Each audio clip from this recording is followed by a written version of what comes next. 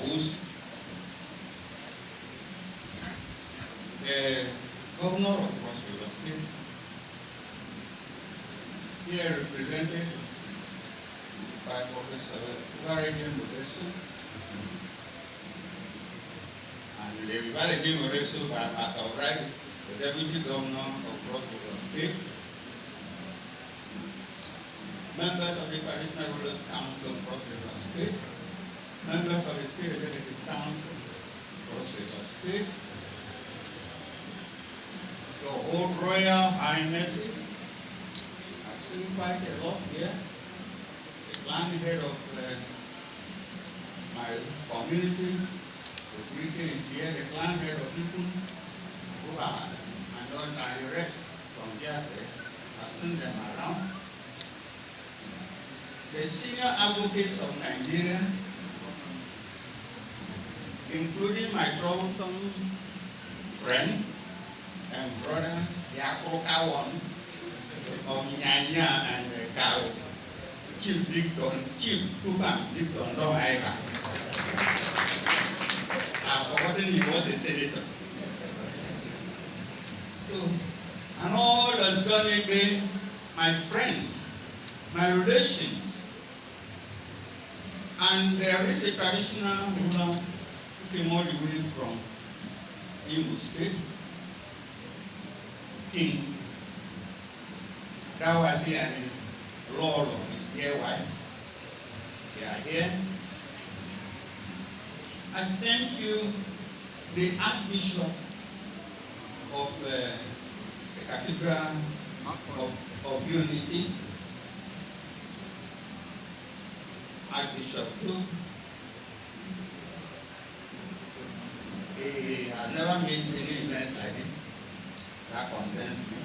I will be very Reverend Yanefion here, and others, very many, Pastor Silas, our judges here, the High Court, the Federal High Court, from the Cross River State High Court, I've seen Justice Ika, that is the Kufre.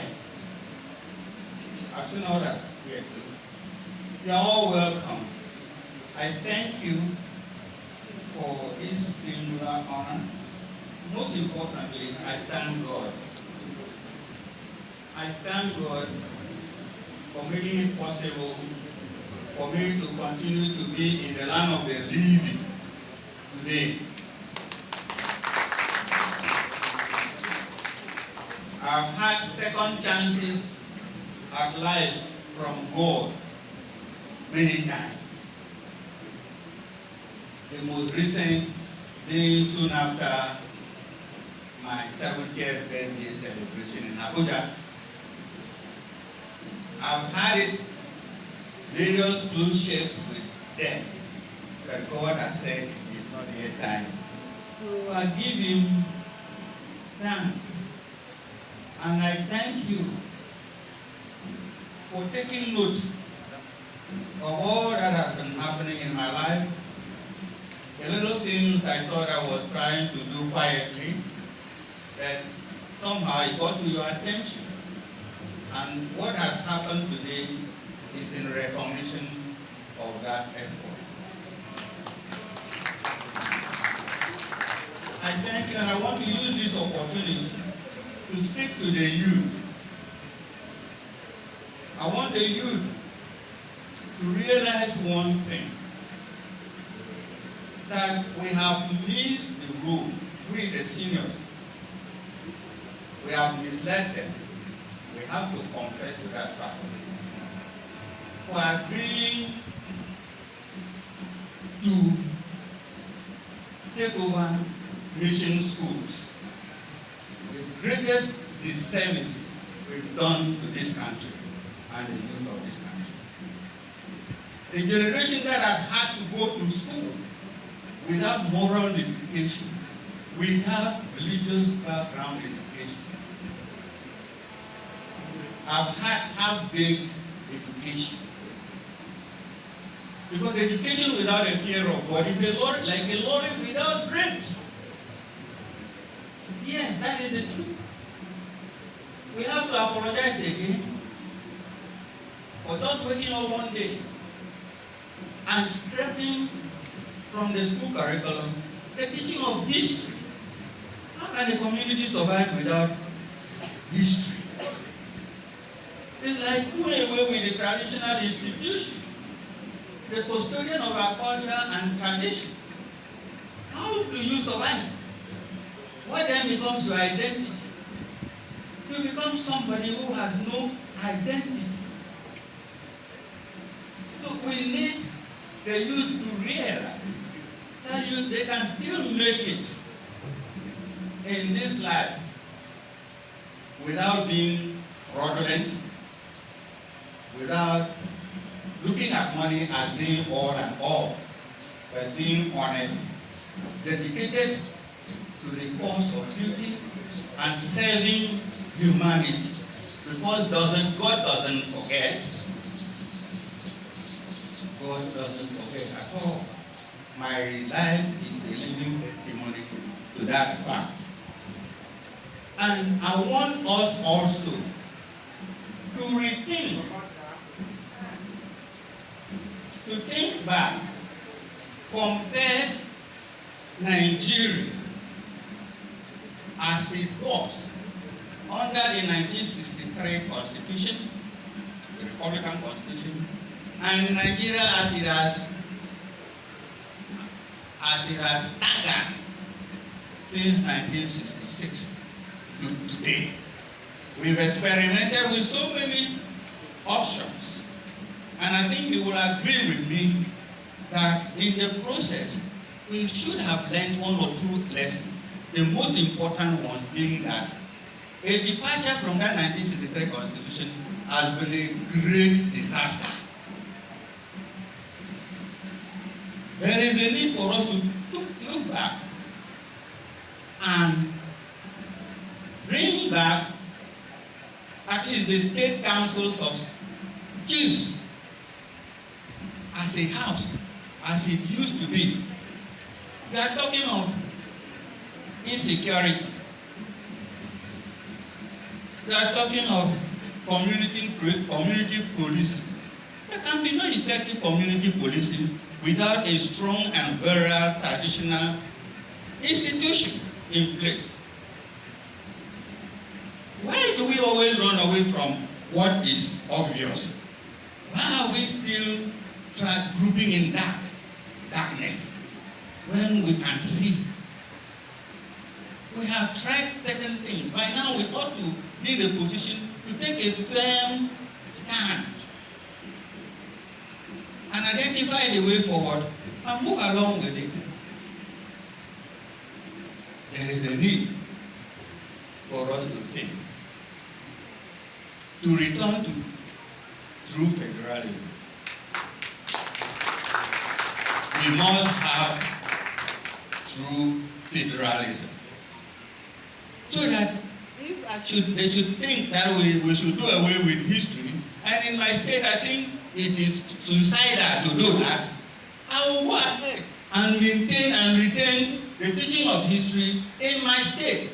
I keep on saying, if both of us decide to go on a journey and we walk to a crossroad, a junction, T-junction, and I said where we intend to go, we have to branch to the left, and you insist on going to the right, I will not follow you on the right. I will tell you, go your way, and I will go to the left. But let both of us give a sign on this junction. In case I get there and I discover that that is the wrong way, it didn't take me there, I will come back to where we parted with and follow you. On the other hand too, if you get there and you find out that there is not where we wanted to go, come back. And when you come back, as you are coming my direction, every junction, I will be leaving signs to guide you. And by the time you come, maybe I would have been able to have a place to sit, give you a seat, I will be able to have a pot of water from where I can fetch water and say, oh, my brother, you are welcome. How was your journey? Then I will not follow you to go and suffer in the wilderness when I know that where you are going is the wrong way. There is the need for Nigeria to have a rethink. In fact, the time of thinking is past. We must act now. Get the State Council of Chiefs, House of Chiefs ready. Get it functional. It will be the engine room to support and sustain community policing. If you don't want to call it state police, if you are always afraid that the governors will do this, will do that, it is because you are not enforcing the laws. The governor who abuses his powers, or there are provisions in the Constitution to deal with the situation. Why are you afraid of invoking those powers? Why are you not enforcing the laws? Without enforcing the laws, we will always be in a state of impunity.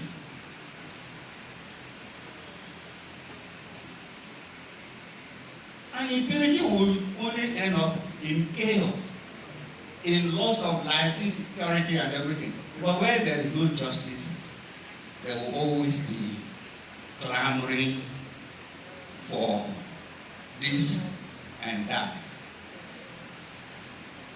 So, I thank you very much for this singular opportunity. I, on behalf of my dear wife, we are grateful, and I promise that we will do and continue to do our very best in the service of humanity. For the little time we may still have to be on earth, you can count on our cooperation any day and any time. Thank you very much, and may God bless us.